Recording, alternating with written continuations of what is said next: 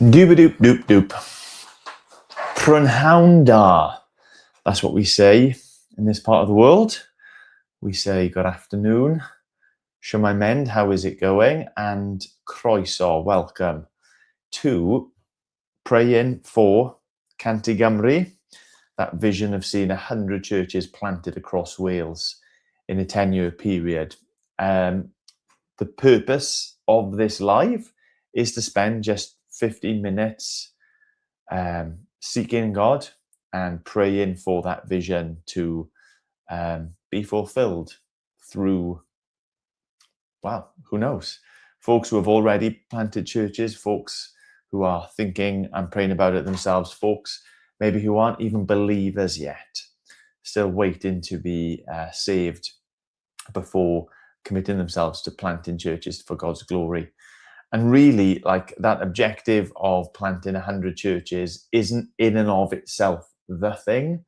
The thing is the renewal of our nation, of rediscovering something that we have discovered on multiple occasions in our nation's history, the good news about Jesus, being a people that, by and large, hope and trust and celebrate what Jesus has done for us. It's about revival, I guess, is a familiar word to many. So that's what we're praying for. That's what we're praying about.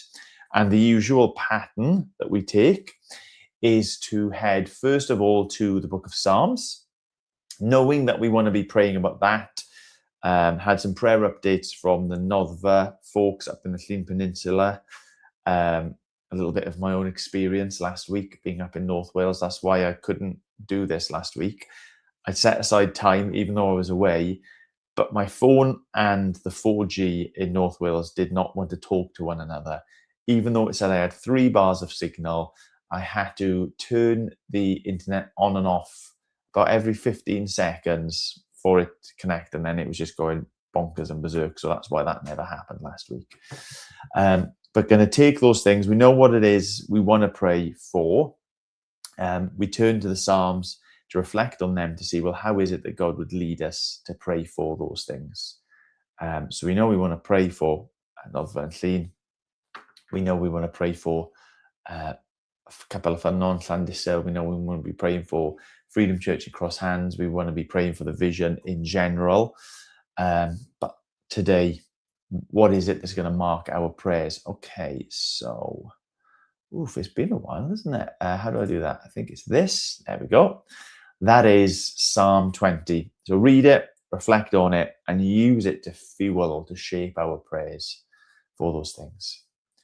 May the Lord answer you when you are in distress. May the name of the God of Jacob protect you. May he send you help from the sanctuary and grant you support from Zion. May he remember all your sacrifices and accept your burnt offerings. May he give you the desire of your heart and make all your plans succeed. May we shout for joy over your victory and lift up our banners in the name of our God. May the Lord grant all your requests. Now this I know. The Lord gives victory to his anointed. He answers him from his heavenly sanctuary with the victorious power of his right hand. Some trust in chariots and some in horses, but we trust in the name of the Lord our God. They, those who are trusting in chariots and horses, are brought to their knees and fall. But we, those who are trusting in the name of the Lord of our God, we rise up and stand firm. So, Lord, give victory to the King. Answer us when we call. Wow. Psalm 20 is a banger. I didn't quite remember that was what Psalm 20 was, but what a magnificent psalm that I think for me means that I want to pray. I'm going to be praying for those who are planting that, like, verse 6 element of it, that they would be let in on this secret. Of course, I know that they know, but Lord, that they would be reminded that you are the one who gives victory, that everyone else around can be like evidencing hope and trust in, what's it say, chariots and horses. They're like old-fashioned measures of power and strength. They're the sort of things that would give victory in battle. Ultimately, they fail us. It says that elsewhere in the Psalms. But we are to be the people who trust in the name of the Lord, and he gives us victory. It's just a psalm of confidence, isn't it? That when we recognize the distress that we're in, when we recognize our weakness, when we recognize what it is that stands against us and us alone, that we can but cry out to God, and that he has the materials, he has the facilities, he has the strength, the power and the authority to put things right. Psalm 5 is wonderful. May we shout for joy over your victory and lift up our banners in the name of our God. I love that idea as well, that when others succeed in the kingdom, especially people we've been praying for, that's like a success that we're a part of. I want to pray these things for the vision in general, for Ammanford selfishly, and revival and renewal to come here, but specifically for Ffynnon, for Noddfa, and for Freedom Church. I recently had a little prayer update from the Noddfa folks, and it is just marvelously encouraging to know what God has been doing in them and through them. Some stuff that we've spoken about and prayed about in the past that they're like seeing movement on, like taking next steps in as well. So I want to give thanks and praise to God for that too. So let's turn to the Lord in prayer. Lord, we thank you that you are a God who answers us when we call, that you are not a God who is, how's it put elsewhere, slumbering, sleeping. You're not a God who is on holiday and away from that position of authority and responsibility, but you are a God of the 24/7. You are a God who is always listening. You are a God who is always watching. You are a God who is always aware. And when we cry out to you, Lord God, there is no answer phone service or a delay between our prayers being prayed and you receiving them. More than that, Lord God, I give you thanks that not only do we have that instant access to you, but you are a God who is already moved. You are a God who is already caring. You are a God who is already plotting and scheming what your response might be. And you are a God who is able to respond, even to our biggest prayers, the biggest obstacles. The things which stand against us do not in the slightest stand against you. So when we come and we say, send help from your sanctuary, grant support from your dwelling place, Zion. When we look at the state of Wales and the problems that are facing specific churches, Lord God, we can turn to you and we can say, Lord, be at work, move, come and make a difference in our communities, in our towns, in our villages, in our churches. And Lord, we give thanks. We shout for joy that churches up and down our nation for the last 12 months, 18 months, 2 years have been seeing victory as folks are crossing the threshold, becoming part of the community, becoming part of your kingdom of saved, redeemed people. Lord, I thank you even this week having that encouragement from Noddfa and the Llŷn Peninsula of baptism classes that are taking place.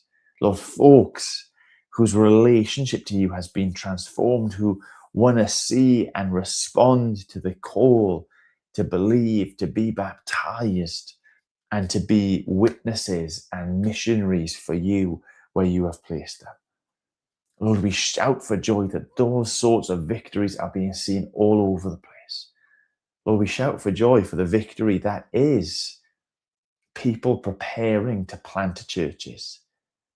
We shout for joy for the victory that is folks who are willing, as Christ was willing for us, to give up what they have so that your name, your glory might go out and folks might be saved. Lord, that is such tremendous news.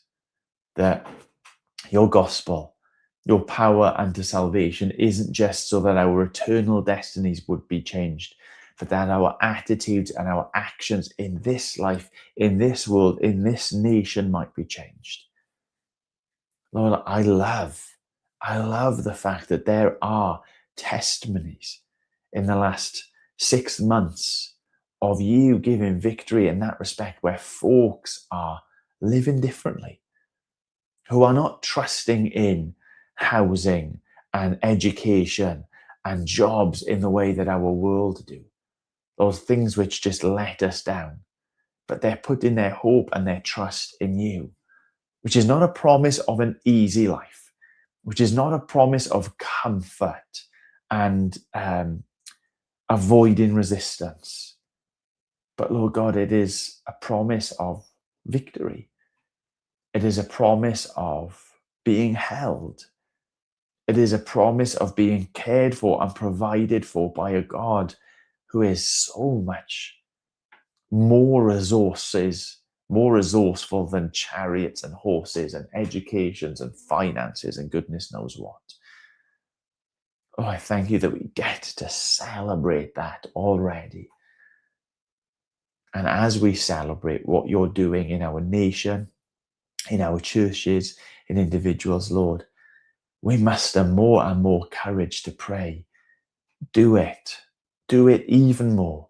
What has been done, do it again. What has been done, eclipse in the future, Lord God. Thank you so much for however many churches have been planted. I don't know the number, but we ask, Lord, for more and more of it. I give you thanks, Lord, for all the countless baptisms that have been shared with us through social media, through conversations. And we just ask shamelessly, Lord, for more and more and more. Lord, I thank you for the experience that we've had recently in Ironford, of people who are being drawn back to you, being drawn back to church, being drawn into Jesus. And Lord, I ask that you would just give us more than we know what to do with. That idea or that sense from the feeding of the thousands, where there wasn't just enough to go around, Lord God, but there was too much. There were more baskets left over than there were to begin with. That the problem in our churches would be too much, abundance, your grace being poured out in people's lives and in ways that blow us away. Lord, you give victory. You have proven that. You have answered from your heavenly sanctuary. Your right hand is powerful and at work in our nation at the moment. Lord, help us to be a people who don't, in the midst of that, believe the lies of the enemy, do not believe the lies of this world, that there is something, someone else that we need, that we can trust in and put our hope in. Oh, we know that experience all too well, of turning aside from you and turning to something else, of seeing like what the world says or our own hearts say is lack in our lives and say, well, if only we had this, if only we had that, then we would be making advance. Lord, help us not to trust in chariots. Help those who are planting churches not to trust in horses, to trust in their schemes, in their plans, good as they may be. Help them not to trust in those things, but to have their hope, their trust, their confidence in a God who gives victory from heaven, in a God who is mighty, in a God who hears and answers, in a God who sees and responds, in a gospel that has been providing everything that we need for 2,000 years. Lord, keep us faithful, we ask. In Jesus' name, so that when victory comes, and it assuredly will, that we would lift up banners to your name and your glory. and to no one and nothing else. And we do pray, Lord God, for that material sense of revival, people being saved, but we pray that your fame, your glory, that your honor would be seen and known in this world and in the heavens above because of what you are doing through your church in Wales. Amen. Amen. Okay, well, why not find out about some of those church plants, adopt them, and you can pray about them specifically more yourself. Head over to this website, 100.cymru, if you want to know more about what that vision is and who some of those churches are too. They also send out really helpful prayer updates, so you can sign up yourself to be a recipient of those too. All of which to say, God bless, and